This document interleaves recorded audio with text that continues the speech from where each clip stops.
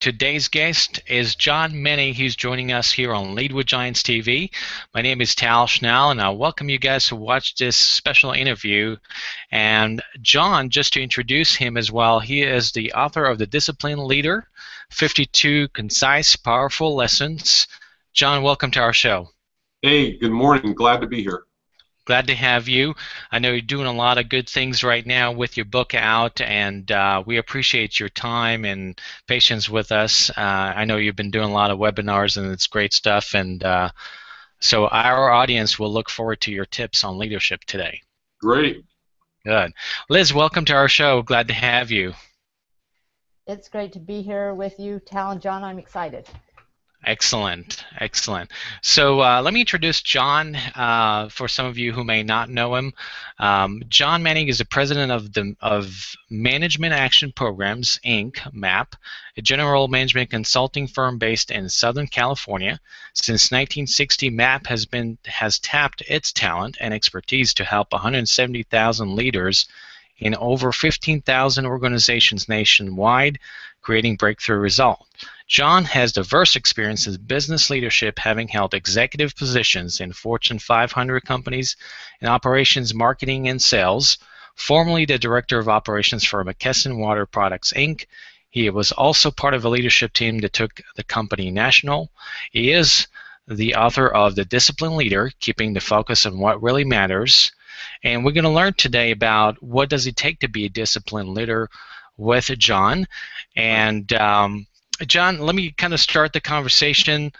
You know, when we think about discipline, usually there comes up negative thoughts, or we think about punishment, or we're thinking about someone has some sort of a strict policy around the office. They want to make sure that we're disciplined. But you have a different view, and obviously you've spoken to several leaders and executives in their field and industry and kind of going around. But as it turns out, discipline is not so negative, especially when it comes to leadership. So talk to us about that. That's a great question, because as I talked about in the book, when I went out and asked trusted colleagues and friends, hey, define disciplined leadership, they were all over the board. And to your point, some of them were negative. But we felt it was important in the book, and for people to get the most out of the book, to really define that up front. So we define discipline as a consistent application of certain mindsets and actions to achieve success. And there's some key words in there. The idea of being consistent. Being a leader that consistently applies good habits every time they come to work and every time they approach their business, and how fundamental that was to the success of the people that we worked with over the past 55 years. And we sort of try to capture our 55 years of experience in the book in terms of what are those consistent habits and activities that people were doing to be successful. That's great. So let's talk about some of those habits and practices. What does this, disciplined leadership looks like? If I wanted to be a disciplined leader, what do I need to practice? What do I need to hone as a leader? That's a great question. I think the foundation for that is something that's a mantra of our company. Just a little background on us in terms of our consulting expertise. The founders of our companies realized right off the bat, when they did studies out there with entrepreneurs and business owners and leaders, that although they had disciplined systems in place for things like accounts payable, customer service, and all the quality things, when it came to leadership and management of a company or an organization, those same disciplines weren't there. So it's almost like they didn't see that as a disciplined process in terms of how do I lead my company or my organization. So the bedrock of that is really around what we talk about is focusing in on the vital few and ignoring the many, which is really that Pareto principle. It's that 20% of activities that really drive 80% of our results. And that's the foundation for what we talk about in terms of being a disciplined leader, in terms of that being the mantra, and the mantra of being disciplined. And if you think about it in today's world, and everybody's busy out there, and all the people I saw some of the interviews that you've done, everybody's busy doing so many things, and there's so much noise out there. But the idea, if I can cut through that, really identify those 20% that's really going to drive my results, I can be successful. And that's either in business, in life, even in your life. Great. I didn't know you were watching my interviews, but thank you so much. I appreciate that going into that. But, what I try to do, and I think that you're combining a couple of thoughts, and I'll let Liz ask the question here as well, because she's, we're all impacted by time management, and, leaders always asking, or managers are always I think in the back of their mind, they're asking, is what I'm doing, whatever their percentage Sure. is that really contributing? And I'm not talking about the bottom line. I'm talking about relationships. I'm talking about inspiring employees, engagement, that Right. sort of thing. I know I ask these questions, and as we move away from the what I call the left brain of leadership, we're moving into some other aspects of leadership we'll talk about soon. But just like with anything else, the interviews and so forth, is how can I add value in the productive or constructive time that it's allowed to me, and Right. that's what we're trying to do. Liz, go ahead. I know we've got questions for John. Hi, Elizabeth. Yeah. Hi, John. So, as we start out, we all have different priorities. Can you maybe talk about how we can come to a consensus on what that 20% is? Because often in a business Yes. we have several, stakeholders that are making decisions. Absolutely. And it's a great question. And it's probably the question I've been asked the most is, well, that sounds all great on paper, but how do I identify my vital few? And I think it starts with what's the goal. So, for example, there's different, you have a vital few like you talked about in your business, you might even in your life. So like at a job level, if you're responsible, the way to really tie back to what my vital few are is to really say, well, starting off, always asking yourself, what's the goal? So for example, you have this program right now. I would imagine this is one of your vital few because you're engaged with me and we're actually delivering this program and getting it ready to produce, right? But there's probably a lot of other stuff that you do during the day, answering emails, phone calls, all those things that happen around you. And as I talked about earlier, there's so much noise, right? But people, it's their ability to really focus on activities that drive their vital, that drive their results. So, for example, if I'm responsible for a revenue target, and I'm engaged in creating and driving revenue, and I'm really focused on the goal, then I'm on my vital few. But a lot of times people get caught up in reporting and all that noise and all these other things. And I don't know about you. Have you had one of those days where you're driving home and you're thinking, what did I really get done today? I mean, I have those days here. I'm like, what did I get done? I'm driving home and I'm thinking, all I did was I was on the phone, I answered some emails, I had a distraction, I had a crisis. But when it came to like our goals at our company, one of my goals, for example, is talent. I got to bring new talent in here. So when I'm engaged in the hiring process, or I'm interviewing a new consultant, I'm on my vital few because that's one of my main goals this year. But there's days where go by where I'm not focused on the activities. And the other thing I tell you is that life, you have a vital few. So for example, I think we both agree if you're sitting on the couch watching TV, you're not focused on your vital few, right? But things like your health, your family, your finances, those are your vital few. And what we've learned about disciplined leadership, that it extends, as we talk about in the book in the third part, you extend your impact even beyond your company to your community. And the ability to stay focused on your vital few is paramount to your success. And people who can cut through the noise and find, and what I do is, and maybe you have this experience, is when you realize you don't have a productive day, then you sort of rededicate yourself and say, tomorrow I'm really going to get focused. Fantastic. A little bit easier said than done sometimes, but exactly. Thanks, John. Okay. John, let's talk about one. I think you can agree with me that one of the biggest challenges in leadership today is that at least several people that I'm engaged with, managers in the hospitality business and other industries, is that they want to lead high-performance teams, but they're not sure how to get that. It's no longer about them, it's about the team, so that's the biggest transition. I want you to talk to us, to our audience, as we have actually several managers and leaders in the community, and how do we gain that credibility and engagement with building that high-performance team? Geez, that's such a great question. I mean, because that whole, the key word that I heard in there was that whole idea of how do I engage my team? Mm-hmm. Because just, I mean, it's to the heart of our success in some ways because we live and die by the results of our team, right? We don't do it all ourselves. And even in the hospitality industry, the performance of that team and how well, you know, they deliver their customer service and all that, really you're going to live and die on that because in today's world there's so many choices. But I would say one of the important parts of engagement that we talk about, we have a whole chapter in the book on this. There's a couple of areas, but one of them is this whole idea of accountability, and not in a negative sense around, but more about that we define accountability as measuring performance and taking appropriate, timely, corrective action when you're off on your results.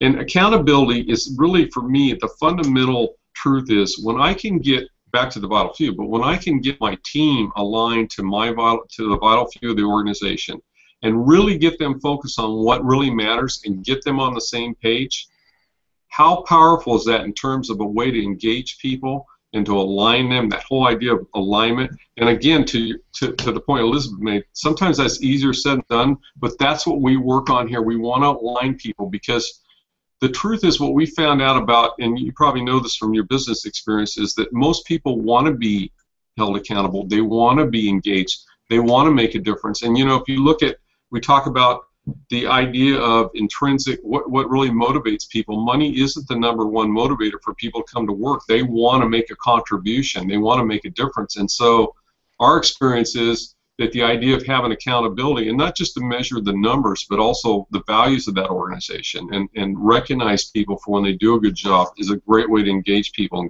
and create that team environment.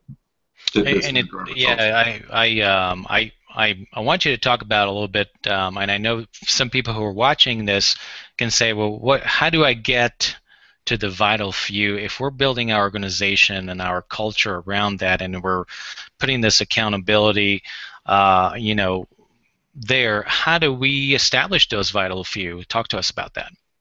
I think, again, it goes back to the starting point for identifying the vital few at an organizational level is really understand what are the goals of that organization. What are they trying to do? Are they trying to expand market share? Are they trying to you know, develop a competitive advantage by the level of service they provide? Are they trying to be the low-cost leader? Or, you know, what are their revenue targets? What is their growth numbers? And I think it all starts with really spending, you know, that executive team or management team really spending the time to define what are the core goals of that company.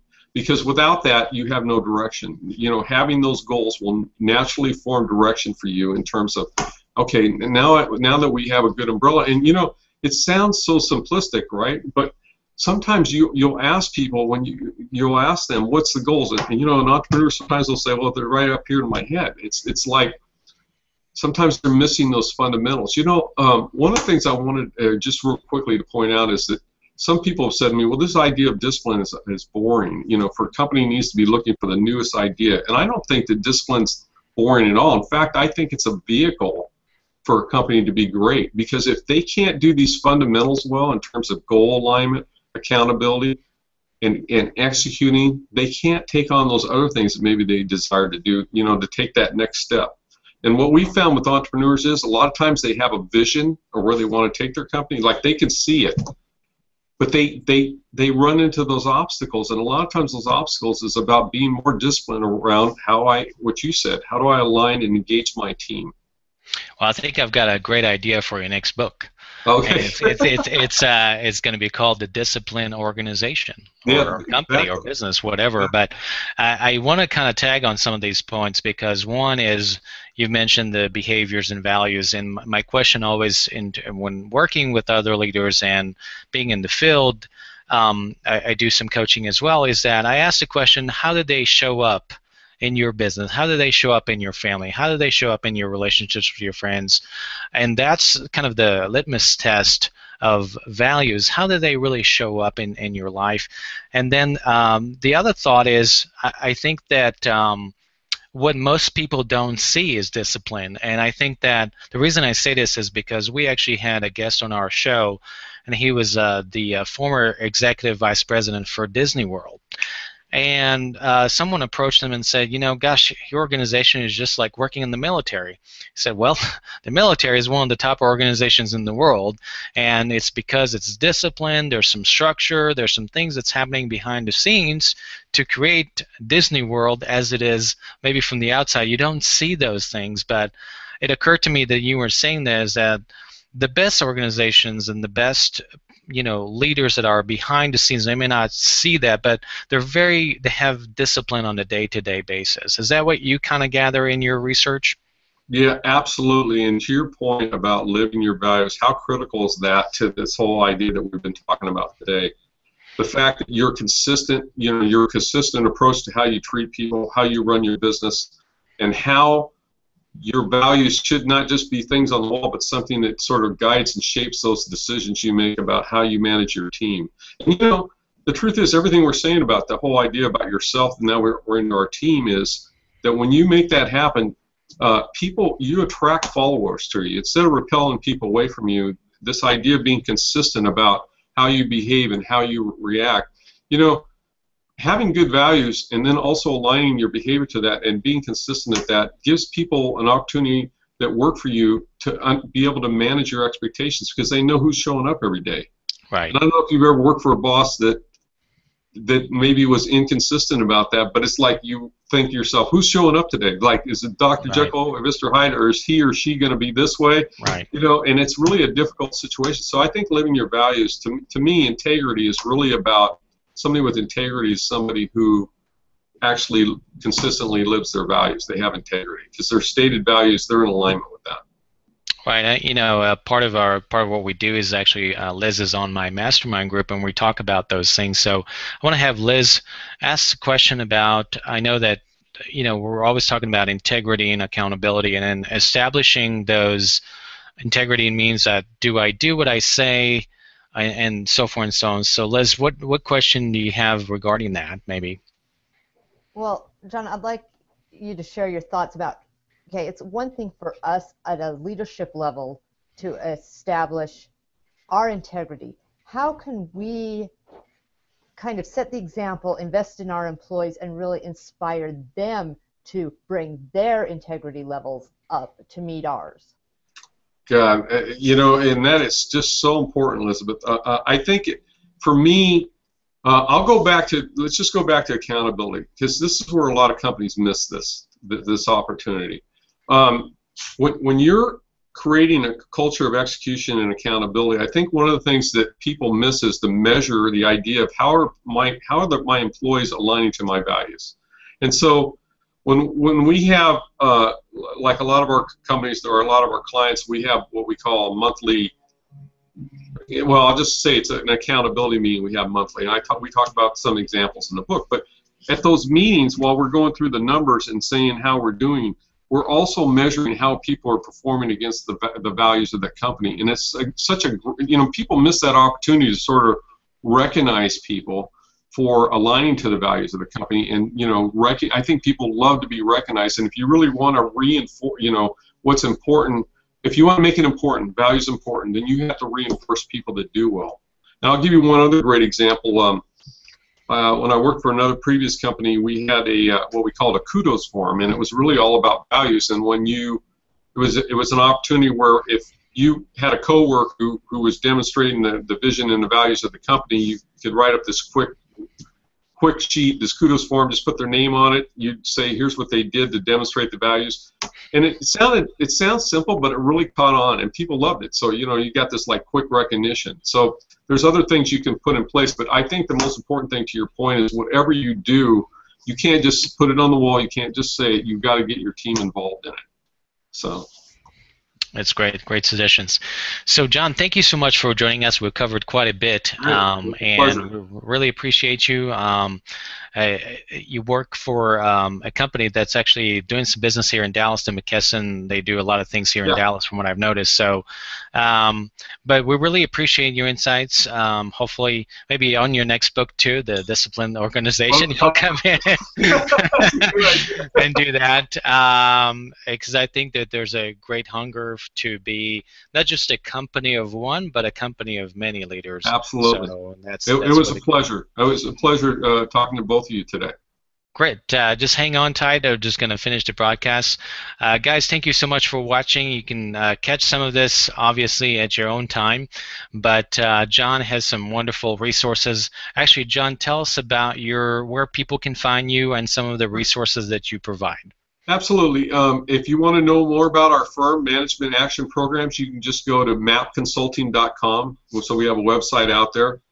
And if you want to know more about the book, it's available on Amazon.com. It's called The Discipline Leader. And there's also a book website, thedisciplineleader.com, if you just want to if you want to learn more about the book. So. Excellent. Liz, thank you so much for joining us from Utah. We appreciate your contribution. You're welcome. My pleasure to be here. Wonderful. Thank you. Let me go ahead and finish now.